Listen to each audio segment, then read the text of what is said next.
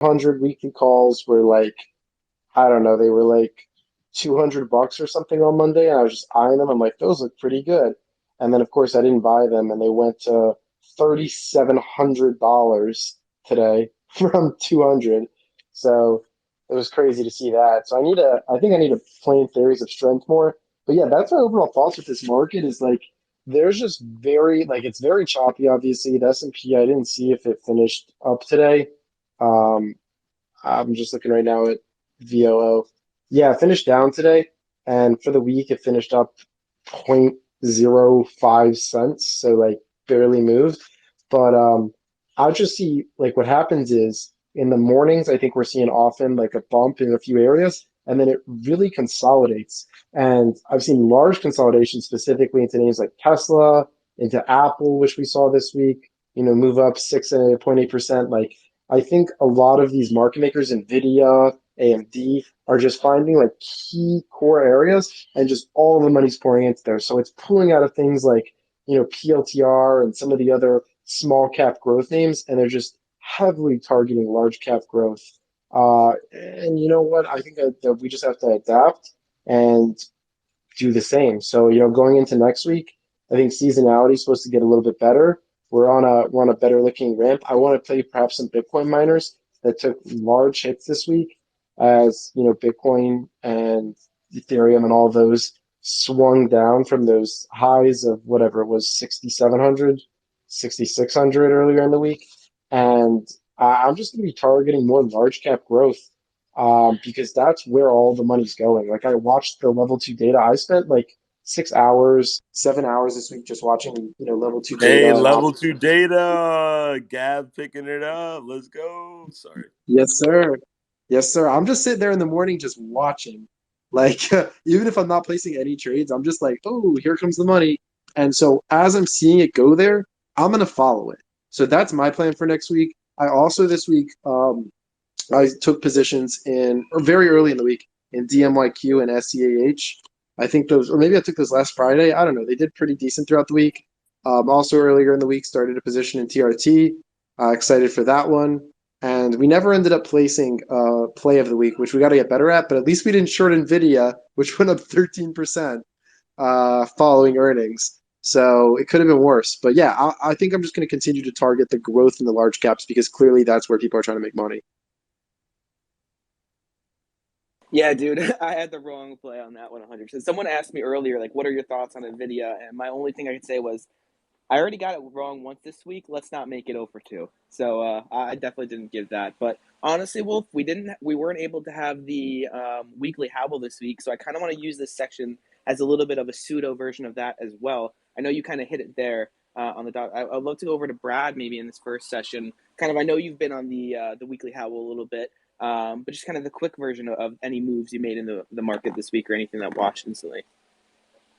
Sure, and I should preface this with saying a lot of moves or have a lot of activity from week to week, but this was definitely probably my most active week in probably a year, I think, or maybe that long.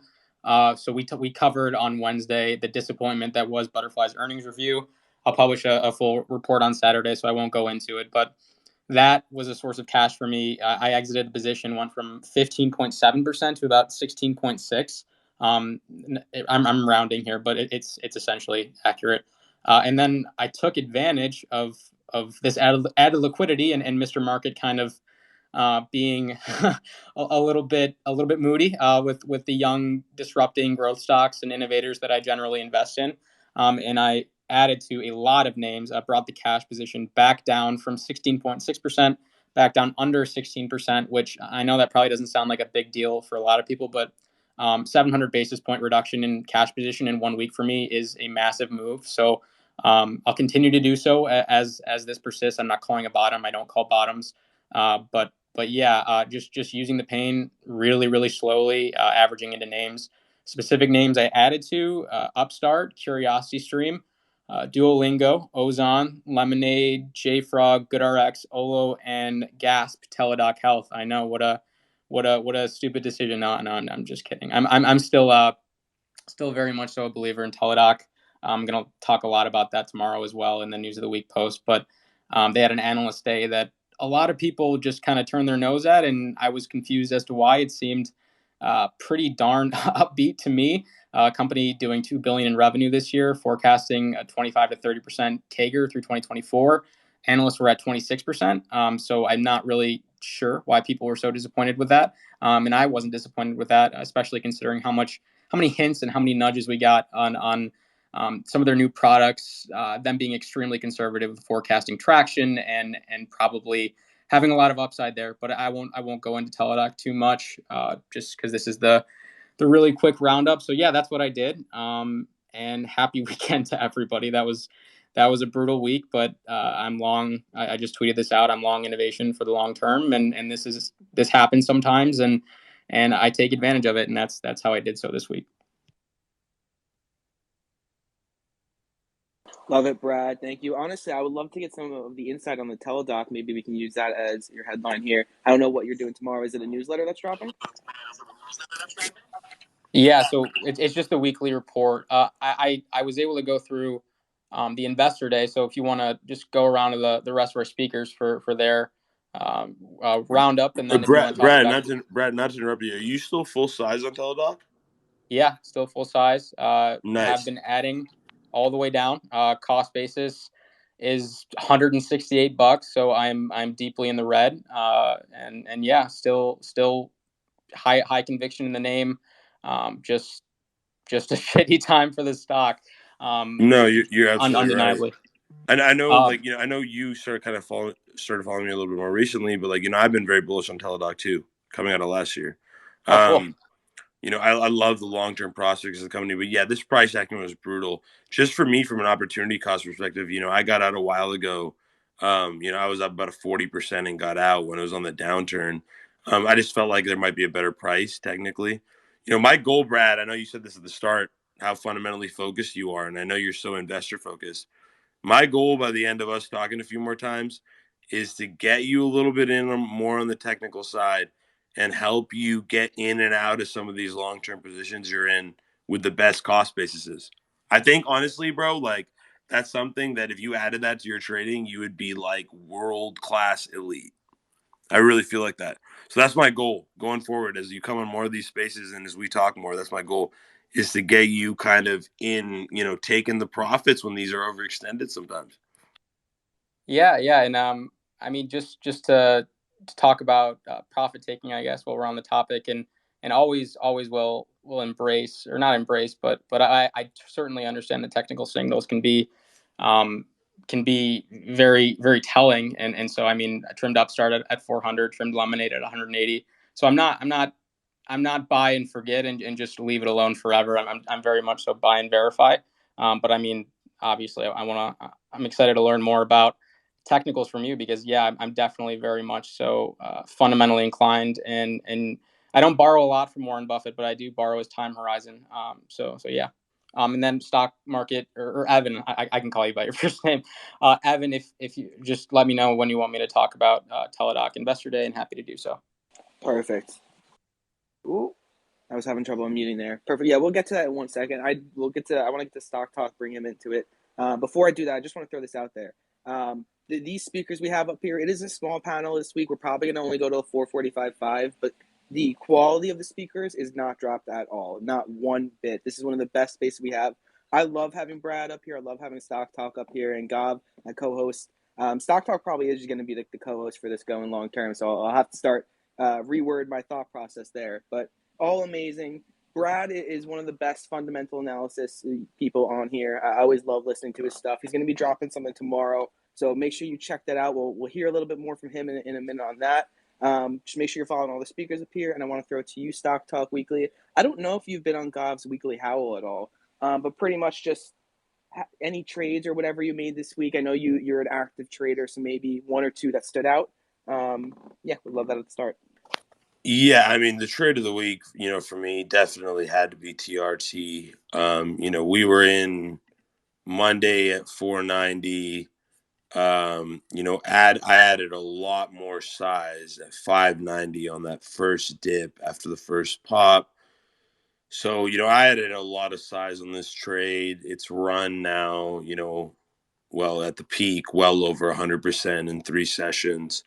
I think fundamentally this thing can still trade higher. The close today was quite excellent. We saw a big pop near the close that brought it right back to that magnetized $9 level that we're looking for. Most of these low float small caps would have sold off steeply after 100% run in 3 days. This one I think is held up because the fundamental story is actually legit. You're looking at, a $35 million company that's trading versus a $550 million direct peer. That direct peer is EBITDA negative while trading at, 35 to 40x sales, while TRT is trading anywhere between zero point 0.8 to 1.1x sales. It doesn't make sense. One has to come down or the other has to go up. That's the way the market works. I don't know which is going to happen, but I'm betting on TRT going up. And so far, that theory has been fulfilled. So that was a massive trade for us this week. I put full size on the position, ran over 100% in 3 days. So, that was a big trade. Another trade that's been big for us this week, not necessarily because of the capacity of the move, but is DMYQ, which is a SPAC. That trade, I was, for those who follow me, I've been pounding the table on this SPAC since it was trading at $10 flat back in October. I mean, there was even days where it traded under $10 in October. And my theory on it was pretty simple initially, even before they found a target. Nicola DeMasi is the best deal maker on the SPAC market. This man has put forward RSI, which ran to 25, Genius Sports, which ran to 25, from the $10 now. Both of these, ran 150%. And then IonQ, which ran to 35 in very short order, mind you. IonQ ran to 35 in a few weeks.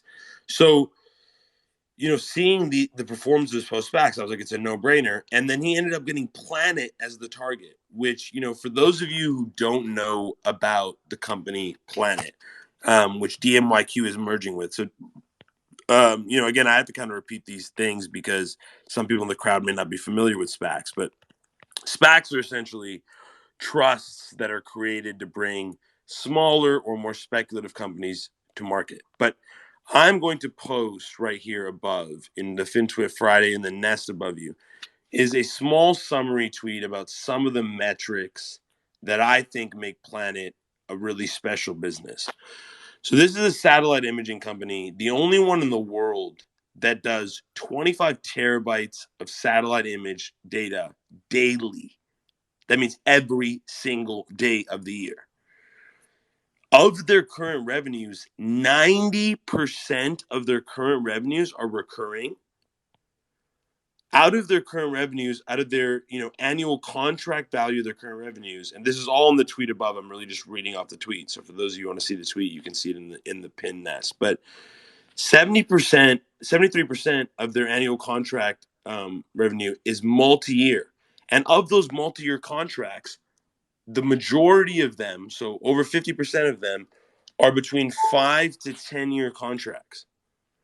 And they have customers across every vertical you can think of. On the tweet, I only listed agriculture, defense, and energy, but there's logistics, financial services, research, government contracts. I mean, they have Department of Defense contracts.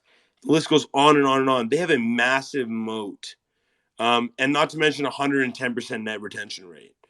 And they're going to be valued, barring any valuation shock or bad news. They're going to be valued as an SaaS company coming out of the market because they're going to be Planet DMYQ will be the only publicly traded space and satellite software as a service company on the market. And if that isn't worth something, I'll be surprised. Look at the multiples that people paid for DMYQ with 500K in current revenue. Sorry, not DMYQ, for IonQ. With 500K in current revenue, people are paying over a $5 billion valuation to own this stock. Planet is going to be in a similar stratosphere because they have a serious moat in this industry. There's no one else that captures that amount of data daily on the imaging side in the world. And people don't realize how significant planetary and global imaging is for so many industries: logistics, financial services, agriculture, defense, energy. I mean, some of the trillion-dollar industries in the world are related to this, and they're going to be willing to sign fat contracts to continue the service. And the beauty of this business model is, from the ground up, they built it as a software as a service space. They never built it as an outright purchase agreements, or these exuberant licenses that give people indefinite access to the software. They're constantly developing their algorithms. They're constantly developing their technology. They're launching more satellites, capturing more data, and they're the only one in the world doing digitally. And they're going public at a little bit over a $3 billion valuation. It's a stock that I think will soar. We've been talking about it since it was $10 flat. It's now recently traded a bit above 11. So I'm already up 15% on the equity. I'm up well over 120% on the warrants, which, for those of you who don't trade warrants, I don't alert them on my page because they're a lot more volatile and the entries are riskier, but they're appreciating much more rapidly than some of these names. So, while my equity's up 15%, my warrants are up like 120%. So, understanding that when you're trading these names is important as well. If you want a more volatile exposure, look to the warrants. So outside of DMYQ and TRT this week, BidF was another one that I was looking to rally. I didn't expect the downturn in Bitcoin, which kind of cut off the circulation on a lot of these Bitcoin mining names that were looking to rally. But yesterday, I added quite a lot of calls at that 750 level that I felt like was support. And for those of you that go look at yesterday's chart, this shows you the beauty of finding levels. The 750 was showing a support on my chart. And if you look at yesterday's price action, BitF bounced directly. So that's ticker BITF, bounced directly off that 750 support almost immediately. And it rebounded aggressively directly back, to nearly $8. So we added calls there. Those paid really well. I sold those calls today. I'm still holding a very large amount of equity in that name. I think once Bitcoin really trends back up towards all-time highs, that's a name that should trade $15 plus if you're looking at it as a peer to Mara and Riot, which are the sector leaders and are trading at 5.5 and $3.5 billion valuations, respectively. So I think there's a lot of room there fundamentally and technically. Ivan was a name I added yesterday, hasn't done much. We're up like 2% on it, but it's sitting there. And it's another name I think will pop. It's SES Energy. They have a 12.7% stake from SK Innovation, which is the fifth largest battery manufacturer in the world. They have a over 10% stake from GM, who's been an investor and partner since 2015. They're involved in the Ford and GM battery energy projects domestically, and it's going public at a little bit over a $3 billion valuation. If you look where peers like QuantumScape, which is ticker QS, if you look where they're trading, QuantumScape's trading at a $15 billion valuation. DCRC, which is Solid Power, that's the other competitor. They were a SPAC. That SPAC has quickly traded from the 10s to the 1350 range. Ivan is still trading under 11, so that's the less than 10% aggregate risk. I added it yesterday at 1030. It's trading at 1050 now, so that's about a 5.8% net risk. And I think it can trade a lot higher if the market finds it, like some of these other plays. So that's an overview of what I traded this week, Evan. Awesome. Love it. Love it. I know, Gav, you're going to have to go in a minute and stock talk on a couple bit of the Bitcoin miners, which I know you talked about earlier. I don't know if you have any comments or thoughts on that, or really just kind of how long you had left in here. Yeah, I'm about to take off. About to head out to some dinner with some family. But I think everything Stock Talk said sounded great. He's a freaking beast. This man clearly does his research. I haven't found anyone else that I've seen that goes as deep on SPACs as he does. So it's very helpful for me because it saves me time, right? He brings us the whole thesis on here, and then we can just go and research that. So I love it, as well as with the Bitcoin plays. When we have these down weeks, love buying the dips on the miners. So just probably we'll chat with you, Stock Talk, to talk about where some of these levels of support are with some of the other ones like Hut 8 and Riot and other ones, because I think there's plenty of opportunity there. But yeah, really appreciate you having me on. Everybody, make sure that you're following Stock Market News, our host, as well as Bullish Rippers, the Green Raccoon up here, which does sponsor these spaces. And Evan tweets from that account. I think they're almost at 10K. I haven't checked, but we should definitely get them to 10K if they're not there. Really appreciate you guys. Hope you had a really good week and wishing everybody in the crowd a great weekend. Before you go, I need to give you a little bit more work for the weekend. Can you do me a favor and give me the 20 seconds on the calendar? I'm happy to give it. I won't. Well, here's the thing for the calendar. If anybody's in the audience, real quick, and you're listening and you haven't heard about our calendar yet, now is your opportunity to join over 1,000 other people from FinTwit on the best free tool that you can find in relation to spaces. Essentially, we know you're busy, you have lives, but you want to come to spaces. You want to learn fundamental technicals. You want to catch these stock plays early when Stock Talk Weekly is talking about them. You want to find SPACs early. How can you do that? The Google Spaces, the Google Twitter Spaces calendar is how. All you have to do is DM either myself or our wonderful host here, Stock Market News, with your email, and that's it. Just ask me on the calendar, DM it to one of us. It's a free public Google Calendar. We load it up with all the spaces, and then you can just toggle them on and off on your personal calendar and be like, hey, I see a space is going to be at this time, 6 p.m. this day. I'm not going to schedule something else there. Make your life easier and make money with us. That's all I got for the calendar. Appreciate you guys. Yeah, I just wanted to add to that. I think going forward, me and Evan have talked about this, and I'm sure Gab is cool with this as well. I do spaces with these guys mostly. So my spaces, my regular spaces, currently we have Play of the Week, which is on Sundays, where we have different traders come up and bring up 30 different trade ideas for the week. And we're hosting that every Sunday. The turnout has been unbelievable. We've had 3 episodes so far. It's been anywhere between 1,800 and 2,600 active listeners. So massive turnout. And I know that they're being appreciated. So those will be on that calendar as well, if I'm not mistaken. And so go sign up for that calendar. It's simple as putting your email down and you'll get a reminder for all these. Yeah, and you just hit the keyword there. Make sure your email's in the DM. That's the only way we can add you. It'll expedite the process. But yeah, that's all I got. Appreciate you guys. Awesome. Love it. Yeah. So that's one of the best tools that we've had. We're clearly always expanding it, bringing on another one of our amazing co-hosts, Stock Talk Weekly, to join his spaces on the calendar. That should honestly be on there this upcoming week. So be on the lookout for that. I will definitely add that on. Perfect. Great. All right. Enough with that. We'll keep it moving. I know that's not what we're here for. Brad, I think this is the perfect time. I would love to get into your thoughts on Teledaca and their Investor Day. Sure thing. So I'm going to do a really high level overview because there was a lot of meat in the presentation. One thing I'll say is there was at minute 5 of the investor the event. There was this video that I think kind of summed up the power of Livongo and Teledoc together and how it really enhances the use cases that virtual care can cover. So it's like a 90-second video, and if people don't want to watch a 3-hour event, which is totally understandable, I think that 90-second clip is the most valuable piece of the event. But moving on to kind of the high level notes. So Jason Gorovic, CEO, he gave us CAGRs for 3 segments through 2024. Primary care, which does include Primary 360, was at 10 to 20% CAGR. Mental health 30 to 40, and then chronic care 25 to 35. It's important to note for the primary care CAGR, they pulled out a few of the faster growing products like MyStrength from all of this from that segment. So these CAGR comparisons are not at all apples to apples.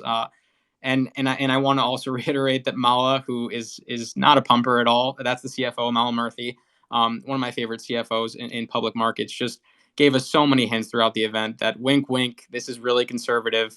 We wanted here. I'll give you a quote from Mala Murthy that I think sums that up pretty well. Let me just scroll down to it, and obviously I can't find it. But basically, she just said that they didn't want to give growth estimates and then have to go and revise them lower. They wanted to give growth estimates they were and I quote, very, very comfortable with. And they talked about MyStrength and Primary 360, which are their 2 newer products, providing real upside to the 25 to 30% CAGR. And also talking about international health hospital systems as also providing another lever for them to beat that range. So it really felt like they were almost kitchen sinking it for everybody so that they could reset expectations going forward.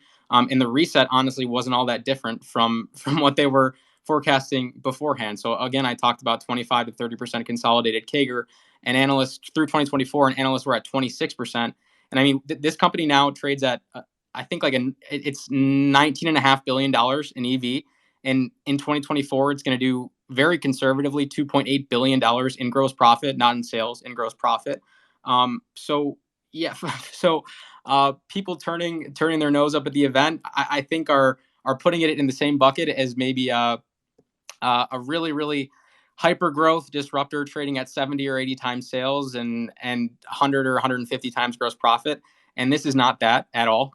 Positive EBITDA margin of 15% that they're forecasting, 150 basis point expansion throughout 2021 to 2024, despite all of this investment that they're doing to roll out new products in this really heavy period of capital expenditures and OpEx for this company. So yeah, and then I also want to talk about Better Health. So I tweeted about this today. But for those of you who don't know the story, Teladoc bought, or not Better Health, I'm sorry, BetterHelp.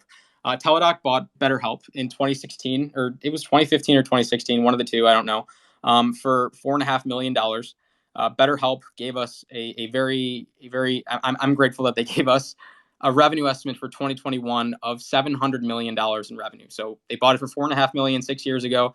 They're now generating $700 million in revenue. Their brand awareness leads and their market share leads are accelerating over every single competitor. Its business is margin accretive to Teledoc as a whole, as I said in the tweet, and its founder is still happily running the company. So for people who are nervous about the Livongo and the Teledoc integration, and understandably so, based on how poor the stock has behaved since the merger, I really did view this as imperative for the Teladoc bull case, because telehealth or virtual care point solutions. So if you want to treat dermatology or common cold individually, that's a point solution, one or the other. Those are extremely commoditized. The barriers to entry are extremely low, and there are a ton of them. But what isn't commoditized is lumping all of these services together, lumping mental health, lumping chronic care, lumping primary care all together under one roof, under one app, which over 80% of consumers prefer. That is really where Teladoc is differentiating themselves, and the cross-selling activity that they're showcasing is extremely misleading. By the way, the negativity around the cross-selling is extremely misleading, just because My Strength Complete is a core piece of this Livongo Teledoc merger, and that doesn't count as cross sales for Livongo. So I mean, just looking at Livongo app sessions, they're up 78% year over year. So the slowdown in Livongo cross-selling is really due to a pivot to new products that are rapidly growing but not being counted as cross-selling deals. So I wanted to give that case study of how well they've done with their M&A with BetterHelp, and then kind of give context around how a lot of people are talking about how terribly they've done with the Livongo merger, and I just do not see it that way. I think that's very motivated by price action, that opinion. And I think when these net income hits that they're taking from M&A charges, I think they wear off either Q2 or Q3 of next year. We're halfway through all the charges, but when they wear off, and when Livongo isn't bloating net losses for Teledoc, I mean, this quarter would have been an 8% net income margin, and those costs again are rolling off next year. So this narrative that they're irresponsible with cash, that they can't handle M&A, that they're a dying company, I just really vehemently disagree with, and maybe I did a good job explaining why. But yeah, I don't want to talk too much more about being a Teledoc cheerleader. There will be a lot more information in the Saturday post. And while I say this, I just want to reiterate, very uber long-term thinking investor. I'm not calling a bottom on Teledoc at all. I will continue to slowly nibble as it becomes more and more painful, as long as the company continues to thrive and perform like I see it thriving and performing right now. So that's the really high level from Teledoc Investor Day. The other thing I wanted to just note is Upstart, another company that I'm extremely excited about, regardless of the fact that it's gone from 400 to 200. That doesn't really change at all the narrative or the thesis for me long term. They released really subtly two blog posts that I thought were pretty telling. So one of them was, or actually I should probably give credit to a site called American Banker, because I think they were the one who actually interviewed Dave Garrard, but he kind of leaked a little bit on this microloan product that they're planning on debuting. Their response to the payday predatory loan market that fetches generally 250%, 400% APRs, almost always triple-digit APRs, and they're going to be offering them below 36%. So they're really, I mean, the value proposition of their personal loan product is clear, and this just extends that to another very large market that I think Upstart's going to have a lot of success in moving forward. I mean, when you're competing on market share for loans, it's solely driven on APR, and if they can give you a 36% APR, there's really no reason to go anywhere else. And bank partners are extremely excited about it. That's a quote from Gerard, but obviously take that with a grain of salt. He's the CEO, has every incentive to talk up his book. But the other thing that I wanted to talk about is that Upstart also released a blog post internally claiming that their platform, their auto refi platform, it can save users $912 on average. So again, just deepening the value proposition beyond personal loans and demonstrating that they can create real tangible value in many different adjacencies of the loan industry using this algorithm that they've built. And I know algorithm is a buzzword, but just look at the 4 banks who are dropping FICO requirements for their loans, and you can understand that algorithm is not smoke and mirrors. But yeah, I wanted to talk about those 2 things because I think it fell a little bit under the radar. Actually, I'm going to sneak in one more thing. Lemonade hired another stock that's just been getting absolutely obliterated. Really shitty week for me, but I mean, again, long-term focus, conviction remains high in all of these companies as long as the numbers remain strong like they are. Lemonade hired Lemonade actually hired USAA's chief claims officer as their new chief claims officer. So that was that was encouraging to me. I mean, USAA is essentially has the best reputation in the insurance industry. They have a focus on military communities, and their community service scores, or I'm sorry, their customer service scores are immensely high. And him leaving that incredibly lucrative, well-paying, stable job to take a leap of faith with Lemonade, the brand new 5-year-old insurance vendor. I took a lot of comfort in that, so I was excited about that and wanted to mention that as well. But that's all I have. I've been told that I speak way too quickly when I'm doing these. So if you guys couldn't understand everything I was saying, I apologize. I get really excited to talk about stocks. So I am the stock market nerd. So give me a break. But yeah, that's what I have. And thank you. No, I love it, man. Honestly, I don't think you to speak too fast at all. I think it's perfect. I think maybe those people, I think what you're saying is so, information dense, like there's a lot of knowledge behind it. Maybe for those people that they're listening to every single point to learn that lesson there, it could be a little difficult. But from my perspective, it's always fantastic. I love having you up here. You're literally like a book of knowledge on all these stocks. I love it. So yeah, definitely. You guys are too kind. You're awesome too, man. Virtual hug coming your way. So I'm just throwing this out there. Side note: the emotes that Twitter Spaces have, they need more. This doesn't show the full emotions. I would love to have something there. I feel like there's a great emote that could be added there. But that's besides the point. To keep it moving, I know Stock Talk when Teledaca was brought up earlier, you showed some interest in it, or at least it's a stock that you had traded back in the day. And I know you went to med school, so this area is a little bit of in your realm. Do you have any thoughts on Teledoc of what Brad said there, or any general thoughts that you'd want to add? No, Brad covered it pretty comprehensively in terms of the fundamentals. I think it's a business that still has a moat at the end of the day, and I think they're leveraging that, and a lot of the metrics that Brad brought up kind of speak to that aspect of the business. The reason that I got out of the trade simply was because, regardless of my long-term conviction of the company, I saw the integrity of the chart give out, in that 170, 180 range. And I knew that it would trade lower. That's purely me combining my technical and my fundamental analysis, which is why I emphasize that, Brad is a phenomenal fundamental analyst for sure. But, I emphasize that everybody, whether you're a technical trader who doesn't know about the fundamentals, or whether you're a fundamental trader that doesn't know about the technicals, look at these things, because, selling for a profit and then waiting a few months and re-entering a high conviction position at 30, 40, 50% lower prices can be very beneficial, especially if it's a large position. So, being able to balance those 2 things, I think, is important. That's why I got out of the Teledoc trade, and I haven't yet re-entered because I haven't seen strength in the chart to indicate to me that this is going to go up aggressively again. So it's a company that I still love. And a lot of times this is the case where, I'll love a company, but it gets overextended or the thesis gets fulfilled.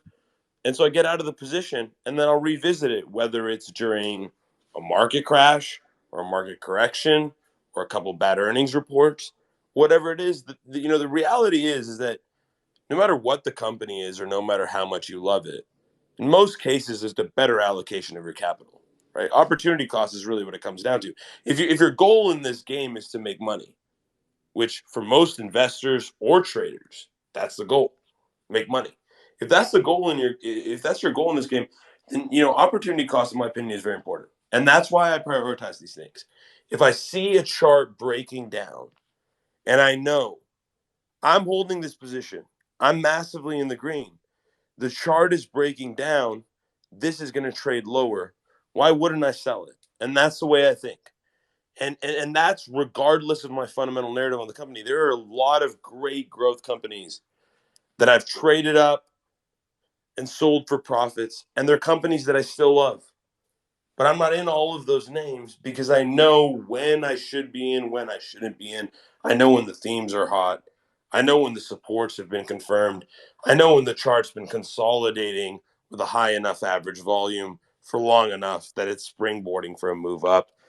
I know these things from experience and from trading and understanding the technicals and understanding the fundamentals. So I feel like I'm capable enough to move in and out of these positions fluidly, especially considering that I'm mostly long on the market. You know, for 10 years, I've been mostly long on the market. My first 4 years, again, as I mentioned before, were up and down. My first 2 years were good. My second 2 years were bad. But for the last 6 years, I've been consistently profitable. I've been sticking to this strategy. I just reallocate capital according to the themes, according to when equities have become overextended, regardless of how much I like the company. If a stock I love is up 1,000% in a month, I'm sorry, but I'm out. You know, I'll revisit it when it comes down, which inevitably will. Every stock that makes a move like that does. Whether it takes another 200 or 300% move before it does, maybe, but there's always another entry, and that's what I emphasize. And like that's kind of I would say if I had a mission statement on FinTwit, that's really my mission statement. Is like I want technical traders to learn more about fundamentals, and I want fundamental traders to learn more about technicals, because your position allocation, your capital management, your profits are going to be way higher. Even if you're trading the same stock over and over again, if you have 10 companies you love, even if you're trading the same stocks over and over and over again, if you're actually using both the technicals and the fundamentals and the momentum and the volume to assess your entries and exits, you're going to make much more money regardless of if you're an investor or a trader. And I firmly believe that. So that's really my style in a nutshell, I would say. Awesome. No, I love that so much. Yeah, and you've been preaching on it, and I know it's something that definitely will help a lot of people. And I know that's a lot what a lot of your strategy is built on. The one saying that I've been hearing you say a lot recently, I'm about to mess it up, is on a technical basis, can it move higher? And on a fundamental basis, should it move higher? Did I say that right, or did I get mixed up? You got it. Perfect. And I think that's a big saying you've been preaching on. And I think it plays itself a lot there. Taking both aspects, no matter what, the more information you have, if you can parse through it correctly, the better you're going to be. So that's definitely with that. I would love to, I've gotten a couple DMs during the spaces, and I would love to clear some stuff up. One of them was on DMYQ when you were talking Stock Talk, and they wanted to know what the competitors were in the space. I don't know if you said it or they just missed it. Did Planet or DMY? I know DMYQ is still just a SPAC that's merging with Planet, but does Planet have any competitors that are publicly traded? Not direct competitors in terms of daily imaging data. Again, they're the only company in the world that does that. But there are other satellite imaging companies. Basically, any satellite imaging company that's public would be a competitor. On IonQ's side, I would say that the most obvious competitor that people are pointing to is SNII, which is a company called Rigetti, is what their DA is with. Hold on, give me a second. My dog's being crazy. Perfect time, and I'm seeing we got sales. I'm back. So SNII, that's Rigetti. That's a close peer. It's been trading up recently in response to the strength of IonQ. I don't think their technology is anywhere on the level that IonQ's is. IonQ's has been verified by a number of third-party sources: Goldman Sachs, Morgan Stanley, Honeywell, Google, Microsoft, Amazon Web Services have all verified IonQ's quantum computing system. There have been a number of third-party research and peer review articles on it. They have the best quantum computing system in the world as far as scalability versus usability and current applications. So that's all that matters, right? Is how many applications are there and how scalable is the technology? That's all that matters in the quantum computing space. Because if the technology isn't broadly applicable, then it's inherently not scalable. If it is broadly applicable, does the company have the ability to scale that technology? To me, IonQ fits both those check marks. That's why I think it's a potential exponential growth business. It's a potential to get a foothold in a company that could be $100-200 billion company at a very cheap price. That's why I've invested in IonQ. I don't feel the same way about Rigetti, and I've done a lot of work on this sector. I don't. Do I think the stock can trade up if IonQ keeps trading higher? Yes, but that's largely due to the inavailability of equities that give you direct and pure exposure to or quantum computing, right? It's really a supply and demand equation. There aren't enough publicly traded pure plays on quantum computing. Granted, Google, Microsoft, Amazon Web Services, Honeywell, they all have quantum computing programs, but somehow this tiny $3 to $5 billion company in IonQ has higher efficiency and higher usability and higher scalability than all of these juggernaut $1 trillion companies. Which to me, that's why it jumped off the page to me. That's why I was loading in the 10s and 9s and 8s and 7s. It's traded up to 35. We've made a lot of money trading it, but I'm still holding it long in the long-term account. It's a company I think can trade a lot higher in the long term if they leverage their technology properly. But yeah, again, just to touch on Rigetti, which I know is what the question was about. I don't know as much about them as I know about IonQ. I just know that there's a lot more public peer-reviewed data on IonQ's quantum computing system versus Rigetti's. Rigetti, a lot of their metrics and their efficiency proclamations are all internal data, have not been third-party verified, which always, kind of gives me a little bit of hesitation. Not that companies are lying, but I prefer third-party verification of those kind of things, which IonQ has. Again, from Goldman Sachs, Morgan Stanley, Google, Microsoft, Honeywell, they've all tested and either worked with or explored IonQ's computers. So, yeah, that's my general overview on the space, I would say. And I think there are a few other exposures, QUBT. I just think IonQ is the best one. That's why we've seen this stock, trade from the 7s to the 35 range in just a few weeks. I think there's massive demand. Do I think it can trade lower and do I think it'll be very volatile over the next few years? Absolutely. But it's one of the few positions that's in my long-term account, so I'm fine with waiting on it. Awesome. I think that definitely more than answers the guy's question. So appreciate that, Stock Talk. Keep it moving. I see we got Sarge up here now. How we doing, Sarge? How you doing? Hey guys, how's everybody doing? Basically missed the last couple of hours. I had to run a few errands. Uh, Looks like we had a better week than I expected.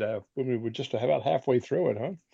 I mean, I guess outside of the autos and semiconductors and the home improvement retailers, it was really the defensives that kind of buoyed the ship for most of the week. I mean, look at the financials and the energy stocks. Oh my good, and the materials. The materials had been such a force, and now nobody wants them. Look at aluminum. Holy moly, they threw aluminum out. Down 8% for the week. Alcoa. I think Alcoa is still in my portfolio. Uh-oh. Yeah, there it is. Well, it's still up. Okay, I'm still up. But yeah, tough week for those names that had represented the reopening or now we go back into, I guess, kind of a COVID fear mentality until we know how Europe makes out, and if we, as we always have, follow them by a 3 to 5 week window. Yeah, those the Pelotons of the world got whacked the last couple of weeks. So it's been fascinating to watch. Seems like the work from home names are getting out of style, and the reopening names are what people want to be positioning themselves in. But that's been happening for a little bit last couple of weeks. Sarge, any of these names or any of these sectors or anything? Did you make any trades in them or any of them that stand out? Let's see what I did today. Hang on a second. Oh, I bought a few Palantir today. I added to Redwire. I got out of a couple of energy names this morning, Apache and Devon Energy, because they had done their job. And I probably hung on to those two a little too long. And that's about it. Being I had to give about second half of the day, I did not trade as much as usual. But I'm glad I picked up some of that Redwire this morning. It was trading a little lower because it came back almost close to 10. I think that's an ad down to about 8 3/4, and then if it gets below that, we have issues. Yeah, I picked up a little more today. They haven't announced anything with when they're reporting earnings, right? I haven't seen anything. Let me see if my gadget tells me anything here. Hang on. Oh yeah, 11 days it says.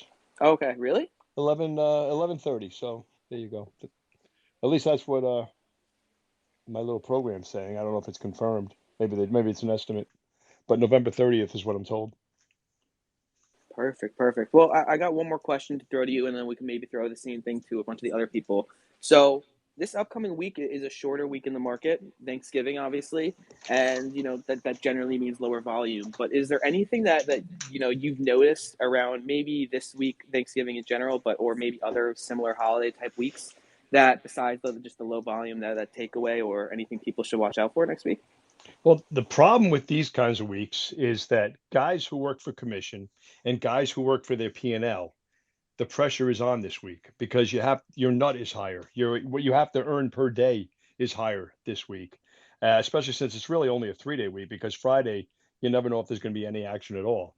So, I mean, the guys who work on salary, they're in a totally different ballgame. They're looking at it as a day off, a day and a half off, time to spend with the kids. Those guys who have to actually, those guys who don't eat unless they kill, those guys have to earn more this week, especially if they have dependents. So I always found that these are, even though the volume is lighter and the participation is lighter, and that can increase the volatility, I've always found these weeks pressure packed because if you come out of the gate and have a weak Monday, then you're like, okay, what do I got to earn on Tuesday and Wednesday now? And I've always found that as a guy who is one of those guys who eats when he kills, I've always disliked these weeks. I would just rather have a 5-day work week. Fascinating. Honestly, that's not a perspective that I ever even would have thought of. So that's. So have you do you around this? If when we see that Monday that doesn't go as well, you kind of see a little bit more of, I don't want to say panic, but maybe decisions that they normally wouldn't make on Tuesday and Wednesday. Yeah, you'll see mistakes made. You'll see guys, go for home runs when they might have been happy to settle for a single or a double as you get towards the end of a week or the end of a month. Let's say we get to, because a lot of guys, especially commission guys, they bill by month. So you'll see them just making ridiculous bids or offers to their customers to get the business in. As far as guys who facilitate trades for their customers and just to get some volume on the tape, but it may end up hurting them. And you will see sometimes in a short week and definitely towards the end of a month where it's been a tough go and a lot of guys aren't making money. You'll see some desperation moves and you'll see obvious mistakes made. Awesome, fascinating. I love that. Did you do anything? I know you were busy for the second half of the day, but was there anything that you made sure of, like earlier in the day, that for going into next week, positioning your portfolio, or is it kind of just same old? I just kind of narrowed everything. I shaved a bunch of stocks this week without really getting out of them. I just took a little bit off of a few longs, just so my book is a little narrower, a little less cumbersome going into the short week, just because you really don't know what's going to expect. So, what I'll do, even though I will day trade, even though I am an investor and a trader, I will I will put less money on the table. That's certainly going to be on the table during a week like this, and I will tend to try to day trade a little more just so I can have less at risk overnight, so to speak, when I think the volume is going to be a little lighter. Awesome. Thank you for that. I appreciate that. I want to bring stock talk into this conversation a little bit and ask you the same question there at the end. I know you were talking a little bit about positioning yourself earlier. how you didn't want to hold positions over the weekend. I don't know if that's your normal way you play, or if next week's low volume holiday week is anything to play into that. But did you change your mindset or anything for how you're heading into next week based on what next week is?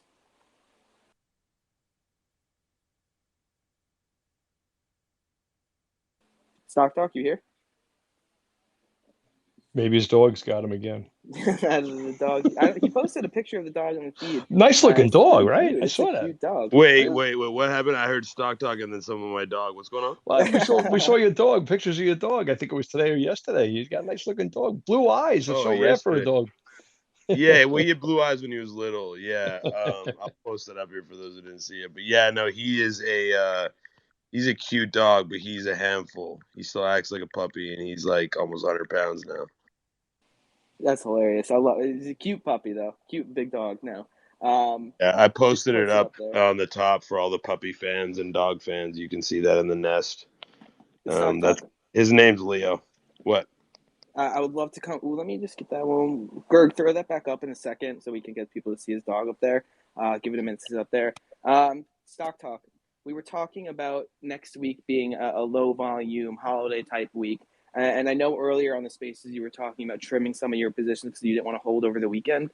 Is that kind of a little bit more normal for you, or did anything that next week might be a little bit lower volume holiday type week have anything to play into that? No, when I was talking about trimming positions into the end of the session, I was just talking about day trades that I took. There were a few scalp trades that I took. I took one on charge point coming out of the open. I put a lot of size on that one because I saw volume pockets in pre-market, and I felt like it would gap up at open. It did. It did pretty much exactly what we thought it would do. So on that gap up at open, as soon as it took that $26 level at open, I knew that was a key level for upside. So I grabbed calls as well. So I got the equity in pre-market, and keep in mind this is in my trading account. I have charge point as a long-term position in my long-term account, but that's a totally different cost basis, totally different position. This all happened in my trading account. So I took it in pre-market around that 25.50 area, and then I felt like the volume pockets were strong enough to cause an open gap up because I felt like an influx of volume would gap it up the way that the ask was reacting. So we got that exact move. We got a jump right at open from, that 25 level all the way near the 27 level, kind of back tested. I wasn't scared. I expected it to back test that 26.50. Then it shot up again. I sold most of that, of those calls that I got on the way up. So again, I got those calls on the $26 break. I sold those calls as soon as we got the $27 break. That was like a 40% move in the calls in I don't remember how long of a time it was. I think it was like 25 minutes. So we got a 40% move on the calls there in like 25 minutes on charge point. I'm actually still looking to day trade charge point going forward. I think if charge point can retake the 27 level, this chart trades very aggressively. So if charge point can retake that 27 level and then get momentum towards, let me pull up the 1 month real quick. I think I put this in. Yeah, if it can get in between that, there's a 27.90. There's a little zone in between 27.90 and 28.30.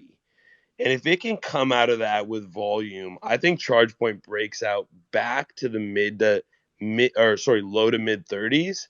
So I would look to get calls coming out of that wedge. So coming out of that, again, let me make sure I got those numbers right.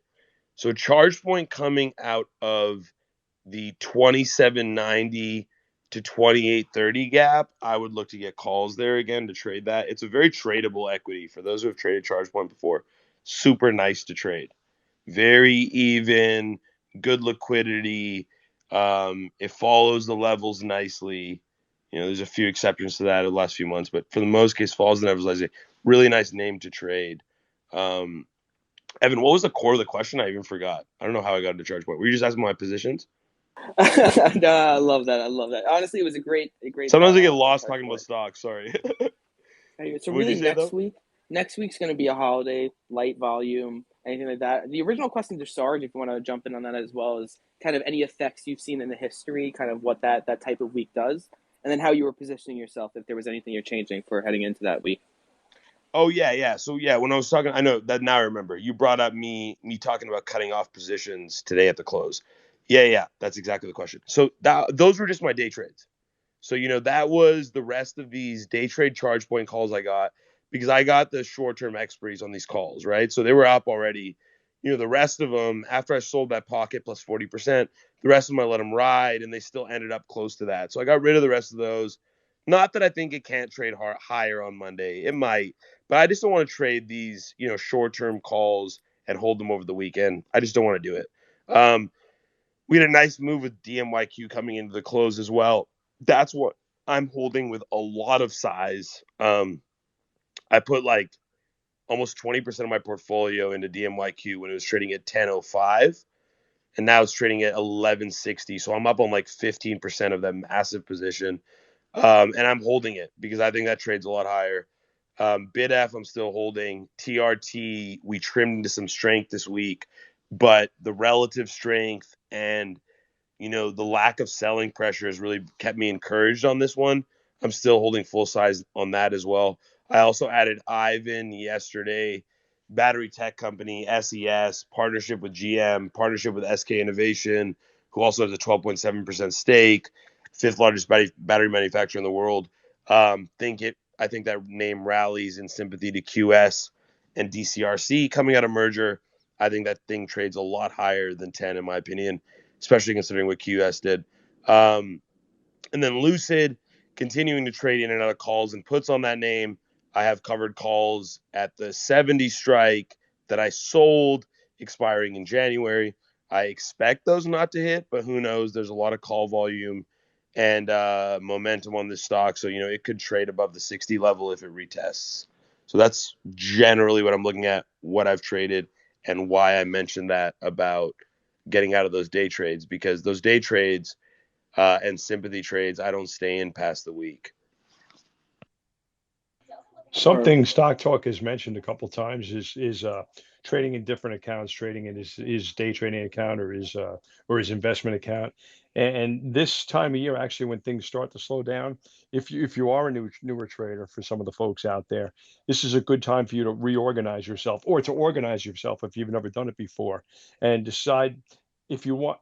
I always thought it was a good idea to have multiple trading accounts, and I always thought it was a good idea to get yourself a little notebook and write out a one paragraph mission statement for each and every trading account. And you can do it over time. Add one account, add two accounts as you become more knowledgeable and you learn different types of trading or investing that you want to be involved in. But I think that you have a better chance of not being lazy if you actually have a defined mission statement and you look at it once in a while and you try to tailor that portfolio moving forward to how you designed it in the beginning. I agree completely, Sarge. 100%. A lot of the tips there. Honestly, I would take it a step further. I think you should do it. I wouldn't suggest it. I think it's something you have to do to be good. If you're trading and investing in the same account, I don't see how that's possible. You're just going to start trading with your long term holds, and you're just going to start long term holding your trades. Like, you got to keep them separate. And it's totally cool and okay. And honestly, maybe for most people, best to have multiple accounts and to trade and invest. But if you're doing both, I would definitely tell you you should try. And if you're doing both and you're seeing problems from it, it's working for you. I guess it works for you. But if you're seeing any problems with it, if you're playing with your long term holds too much, if you're doing stuff like that, consider making the second account. And the mission statement I think is also a really powerful thing. That every single trade you make, you can look back to it. Does it make sense in my goal here? Like, it doesn't make sense. So 100%, I love that point, Sarge. Damn, I see Gerg had jumped off. I was just about to go to him. But I think that timing works out. We are past 5. We've been going for an hour. I would love to throw it around to wrap ups. This can really take any form you guys want. If it really wants to be something as simple as just telling everyone to follow all the speakers, which you should, check out all the speakers. That's great. Anything you're watching for next week, anything extra you want to say, any points, anything you guys got personally going on, I would love to hear that. Gonna start with Brad, if that's cool. Sure thing. Yeah. Tough week for the long term for my long term portfolio, but I mean, I'll just leave everybody with the idea that what I say so frequently, the cliche that I use, adding into pain never feels good. It always feels like shit, honestly, in real time. it only feels really good when in hindsight when it turned out to be the correct decision. So really, really tough week. Again, just to reiterate, I brought my cash position down from 16.6 to like 15.8 or something like that. I don't have the sheet in front of me. Percent, which is a massive move for me, and I'm going to continue to do so because I view Upstart getting cut in half and Lemonade getting cut in half and some of these other companies just absolutely tanking as blips on the radar. Ultimately, as we zoom out, which I love to do, using a decade long timeline instead of 6 months or a year. So I'm going to keep opportunistically adding into companies that I've done enough homework on, and I'm personally convinced are succeeding and executing and doing the things that they need to do to continue profitably compounding. And it's not always going to translate into being up for a week or having my portfolio up for a month. But in the ultimate grand scheme of things, the best opportunities to be adding to these companies that have broken stocks and are executing is when Mr. Market is freaking out and when everyone is freaking out. And again, it never feels good. But just zooming out over the last 120 years that we have really solid data on markets, that has been the correct decision to identify great companies, and to continue reiterating that they are maintaining their greatness and continuing to execute, and then taking advantage when shit hits the fan, which it did today or which it did this week, and that can continue. So I'm again going to keep very slowly deploying cash into these names that I think are doing the things that they need to do to be extremely successful investments over the next 5 to 10 years. And I have no clue if they'll be successful investments over the next 3 to 6 months. And that's just my process. So and want to leave everybody with one more idea. We've talked about a lot of different strategies, and speakers here have a lot of different strategies, and I think it's just so important to explore all of them and to figure out which one works best for you. And that may not be long term investing. Honestly, you may think what I do is really silly, and then that's totally okay. The saying "different strokes for different folks" could not be more true in the investing world. There are several different ways to go about this and to do so very successfully, and figure out which way keeps you disciplined, keeps you responsible, and keeps you profitable. So for me, that's long-term investing. For Stock Talk Weekly, it's not. And for somebody else, it could be a third strategy or a fourth strategy, CanSlim or swing trading or whatever you want to call it. Figure out what works for you, stick to it. And yeah, thanks for having me. Have a great weekend, everybody. Go Pistons. They're playing the Warriors tonight. Cade Cunningham needs to get back on track, but I think he will. I still have very high conviction in both Cade Cunningham and Teledaca Health. So have a great weekend, everyone. Quickly, you mentioned once or twice throughout. Well, actually, let me take a step back. Brad, make sure you check him out, give him a follow. He's always doing such amazing fundamental analysis on stocks. He knows so much about the stocks that he's covered. He's always constantly relooking into it and making sure his fundamental thesis is still there. A lot of great research. Someone who's going to be a regular on these spaces going forward and has been, unless Michigan beats Ohio State this year, then he's never going to come back on. That's besides the point. Brad, quickly, you were talking about the thing you're putting out tomorrow on Teledoc for their investor day. Where are we going to be able to find that? Sure. Thank you for allowing me to promote that. So I write a Substack. It's all free. Everything's free on it. So all you need is an email to sign up. And if you don't feel like putting your email in to blow up your inbox, I post everything to Twitter anyway. And every week I post news updates on the 24, now not 25 because Butterfly broke my heart, but 24 companies that I religiously follow. Any slightly relevant piece of news is in there.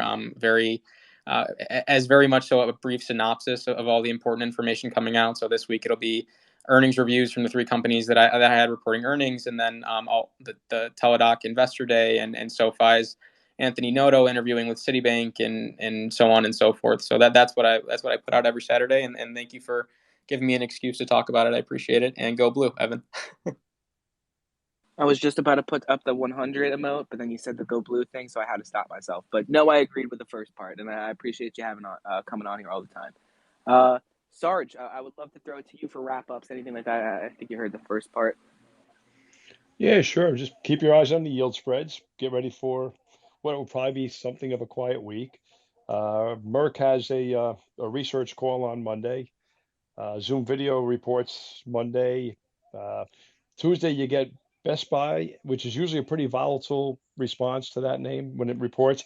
And you got Genie, which is one of Stock Talk's names. He likes that name, or he has mentioned it anyway. And you got Restoration Hardware on Wednesday. So, and you also get durable goods orders in the morning. So there'll be a little macro that can move the market around just before the holiday, which could make things interesting. Then it'll be all about Black Monday. The articles they ask us to write next weekend will be all about Black Friday and Cyber Monday. Sarge, I see a bunch of your articles for the street and everything like that. Is there a whoa, that was aggressive there. Is there a specific place we can go and find that stuff from you, or is it just kind of following you on the news feed and seeing that as it pops up? Oh, sure. I mean, I write the real money. I write the uh, the market recon column every morning for Real Money and Real Money Pro, and I also write at least one other article a day for those same publications, which they're associated with the street. That's why Catherine got me involved in these spaces because I'm one of their, I guess, more popular columnists over there, and so yeah, that's what I do besides trade and talk about trading and appear on Fox Business every once in a while. I write for the street and for Real Money Pro.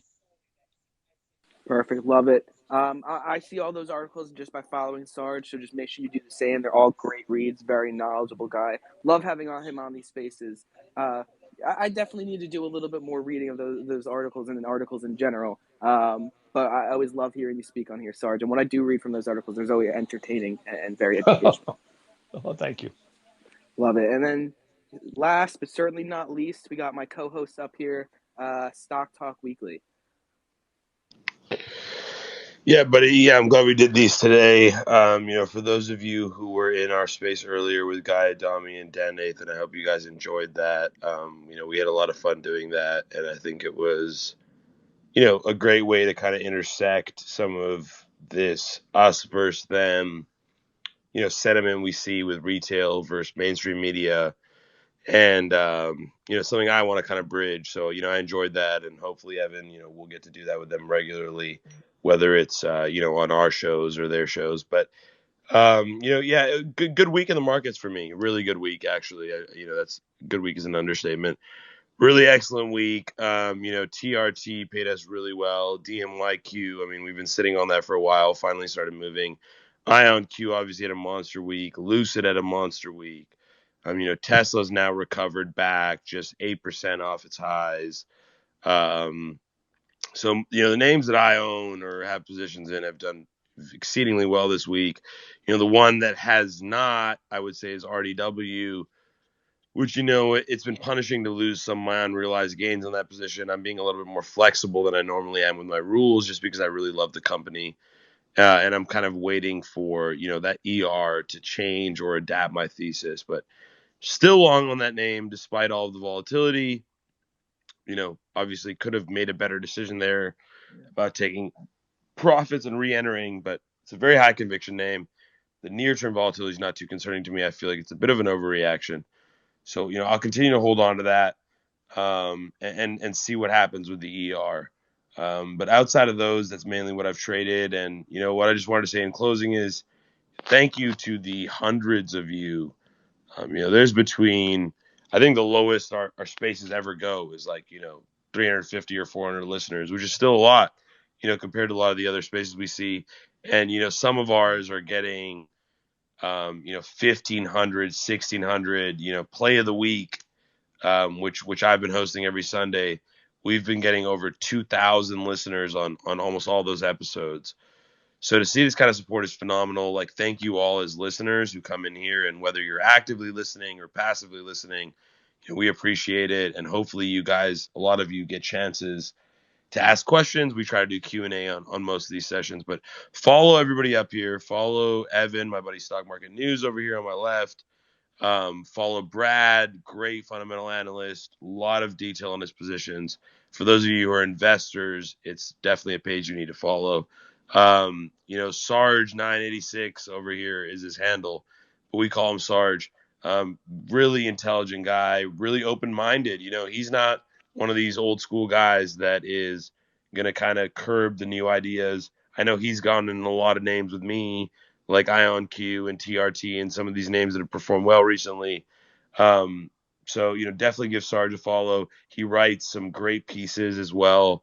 throughout. And yeah, give Stock Market News a follow, of course, again. And all the other speakers that were up here. I see Brad, you with your hand up. Go for it. Yeah, I forgot to say, I mean, that this whole speaker panel was awesome, and you need to follow everybody else. So I felt like a jerk as everybody said nice things to me, and I didn't say nice things about anyone else. But yeah, you guys all rock, and have a great weekend. And yeah, Stock Talk Weekly. I have become a more informed technical. I don't want to say expert because I'm so far from that, but deeper understanding just in the 2 weeks that we've gotten to know each other. So I really look forward to continuing to do these things. Yeah, man, me too. Yeah, I've learned a lot from you as well. Sarge, do you have any closing remarks? No, just thank you. Thank you for having me. Thank you for accepting an old timer into your youthful and enthusiastic community. I mean, I really haven't had this much fun engaging with other traders since they got rid of the auction market, to be honest with you. I mean, that I'm finding this a rebirth almost of that camaraderie that we had back when humans actually did the trading on the floor of the exchange. So I'm grateful just that this exists. We love to have you, Sarge. We don't consider you an old timer. You're down with the times. You get the companies. You get the new trends. So we love to have you. I always love to hear from you. You're always welcome on my spaces or Evan's spaces. Anytime you're in the audience, just let me know. Or anytime for any of our scheduled shows that you want to spot, just let me know, Sarge. We love having You you. bet. Thank you. All right, guys. Well, we appreciate you guys. Evan, do you want to close out with anything, Evan, on this? Yeah, one last thing for you I want to ask. Trade of the week. What time is it on Sundays? And when are we going to get a reminder link? So trade of the week, I will let you guys know tomorrow what our scheduled speakers are going to be.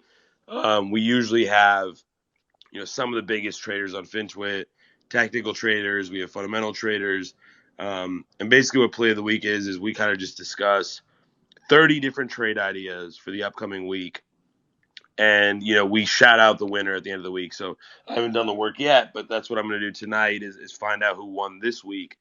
But we have 30 different trade ideas from the audience, from pro traders, and we go back and forth, and I just note them all down. No discrimination of why you're picking the trade or why not, and we give everybody a fair chance. Some of these, the goal of the show for Play of the Week for me, why I started it was to give some of these smaller accounts and people with maybe not a lot of followers or people with not a lot of exposure a chance to share their ideas, because a lot of the best people I follow on FinTwit, honestly, are people that don't have a lot of followers. And so I don't think followers really dictate the quality of your information. And so the reason I do that show is, I don't share my ideas on there. It's all about just showcasing other people's ideas. If you want my ideas, go to my Twitter feed. I share them on there. But that show that I host on Sundays is really about letting other traders who might have less exposure, less of an audience, showcase their ideas, talk about their ideas, share their ideas, and kind of to educate newer traders on how people are picking their ideas and why they are. So thanks for shouting that out, Evan. But yeah, those are going to be it's either going to be 6 p.m. Central, 7 p.m. Eastern, or 7 p.m. Central, 8 p.m. Eastern. It varies depending on what I'm doing on that Sunday, but it'll be around that time frame. I will tweet out the reminder link for that tomorrow once I've figured out who we have as speakers. But yeah, thanks for shouting that out. Awesome. Love to. One of my favorite Spaces series that you do each week. One of my favorite Spaces series in general, so a must watch. Juicy, I see you. You see your request, and we're about to end it here. I do want to give Juicy a shout out. If anyone here is looking for another trader to follow, and not just another trader, one of the traders, one of the best traders on here, one of the always love having him up here on Spaces. Would have loved to have him up here if we weren't in the wrap ups. Make sure you check out Juicy right down below. He should be near the top. He's got a bunch of followers. I just want to reiterate what Stock Talk said a little bit earlier about, listeners and you guys coming in here and really making it worth it. This wouldn't be worth it if we were sitting up here with just us three in a call conversation doing this by ourselves. We really love seeing people take value out of it. Those messages, those DMs we get telling us, how much you love these spaces are really appreciated. And, we're looking forward to keep doing them and keep making them better and better. I think the example of the Guy and Dan spaces from earlier today was just, another step in the pathway of really upping the game and continuing to do that. So We're always trying to bring you new stuff. We're bringing you more spaces. You know, if you're interested in the Google Calendar, I'm not great at explaining it, so I'm not gonna try right now. I'm just gonna end the spaces. But make sure you guys have a great weekend. Enjoy it. You've earned it. And see you guys back on Sunday night for Stock Talk Weekly Spaces.